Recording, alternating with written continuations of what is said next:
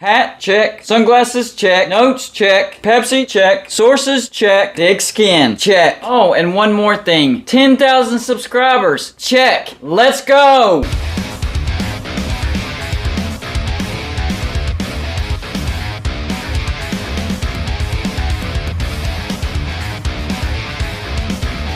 First of all, I want to take the time to thank everybody for supporting Gold and Blue Dude. We most definitely hit 10,000 subscribers. In fact, we're moving past 10,000 now. Last time I checked, we're at 10,030. We will take a moment to celebrate this milestone. We're going to do a special celebration live show tomorrow from 2 p.m. to 4 p.m. Eastern Standard Time. And we're going to have a bunch of guests to come over. Now, this isn't going to be a formal scheduled type of live show. It's just going to be guests popping in and popping out randomly. So I think it's going to be a fun time. So y'all stop by here tomorrow between 2 p.m. and 4 p.m. to check out that live show. Now for this video, it's time to move onward and upward. And a lot of people don't realize this. I do look at my comments in my Twitter, in my Instagram, Facebook. And if somebody comments and it looks like a good video idea, I'm gonna make it. This is not a prediction. This is not me saying this could happen or will happen. I just like this idea, so I decided to make a video about it. So I saw a comment on one of my videos suggesting what if there was trading in conference realignment. I thought that was very interesting. Again,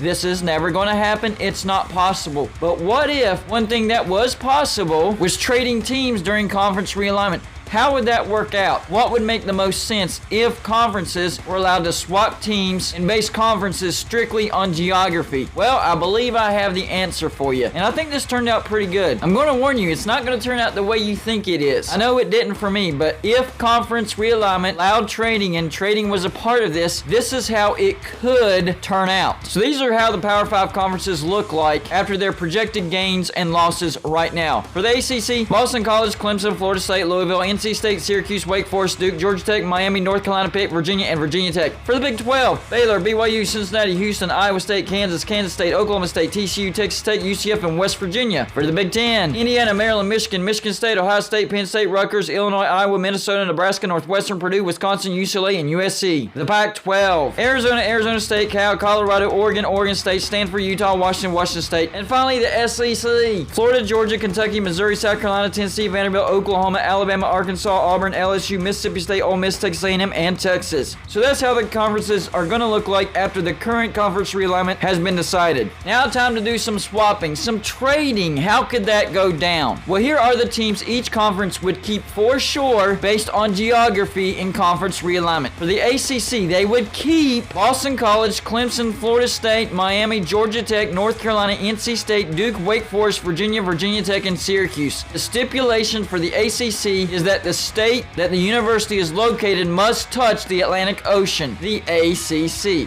So they would keep those teams for sure. Now for the Big 12, these are the teams that they would keep. Baylor, TCU, Texas Tech, Kansas, Kansas State, Houston, and Oklahoma State. The criteria for the Big 12 is basically the center part of the United States. Here are the teams that the Big 10 would keep. Penn State, Ohio State, Michigan, Michigan State, Illinois, Northwestern, Purdue, Indiana, Wisconsin, Iowa, and Minnesota. The Big 10 is based on the upper Midwest and parts of the Northeast. The Pac-12 would keep Oregon, Oregon State, Washington, Washington State, Cal, Stanford, Arizona, Arizona State, and Utah. Pac-12 is based on the states of Utah and Arizona on to the West Coast. And finally, the SEC, they would keep Kentucky, Tennessee, Vanderbilt, Alabama, Auburn, LSU, Mississippi State, Ole Miss, and Arkansas. Uh-oh, it looks like the SEC would lose a lot of universities. And the SEC criteria is being in the southeastern part of the United States, the SEC. Alright, so those are the teams that the Power 5 conferences would keep. Time for the swapping. So based on the criteria, I think the ACC would gain Florida from the SEC, Georgia from the SEC, South Carolina from the SEC, Maryland from the Big 10, Rutgers from the Big 10, and UCF from the Big 12. Staying consistent with the mantra of university and states that touch the Atlantic Ocean. Alright, time for the Big 12. The Big 12 would gain Oklahoma from the SEC, Texas from the SEC, Texas A&M from the SEC, Missouri from the SEC, Colorado from the Pac-12, and Nebraska from the Big 10.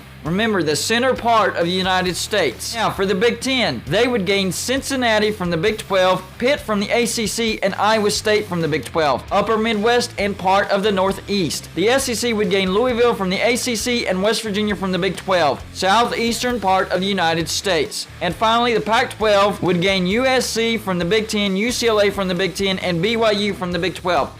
I know, technically USC and UCLA are still a part of the Pac-12, but this is me counting after the current conference realignment is done. So I counted USC and UCLA in the Big Ten. So let's see who would suffer the biggest losses during this trading. So for the ACC, they would lose 2 teams, Louisville and Pitt, but they would gain 6 teams, Florida, Georgia, South Carolina, Maryland, Rutgers, and UCF. For the Big 12, they would lose 3 teams, BYU, UCF, and West Virginia. They would also gain 6 teams, Oklahoma, Texas, Texas A&M, Colorado, Nebraska, and Missouri. For the Big 10, they would lose 4 teams, Maryland, Rutgers, UCLA, and USC. They would gain 3 teams, Cincinnati, Pitt, and Iowa State. For the Pac-12, they would lose 1 team, Colorado, but would gain 3 teams, USC, UCLA, and BYU. And finally, the SEC. This would actually be very, very bad for the SEC because they would lose 7 teams, Florida, Georgia, Missouri, South Carolina, Oklahoma, Texas A&M, and Texas. And they would only gain 2 teams, Louisville and West Virginia. So in this particular scenario, the SEC would actually get hurt the most. So after all the swapping is done, here's how the Power 5 conferences would look like. The smallest conference would actually be the SEC with 11 members. Kentucky, Tennessee, Alabama, Auburn, Arkansas, LSU, Mississippi State, Ole Miss, Vanderbilt, Louisville, and West Virginia. Still a pretty solid conference though. Next smallest conference would be the Pac-12 with 12 members. Oregon, Oregon State, Washington, Washington State, Cal, Stanford, Arizona, Arizona State, Utah, USC, UCLA, and BYU. That's a pretty legitimate looking conference. I like it. The Big 12 would actually end up with 13 members. Baylor, TCU, Texas Tech, Kansas, Kansas State, Houston, Oklahoma State, Oklahoma, Texas, Texas A&M, Colorado, Nebraska, and Missouri.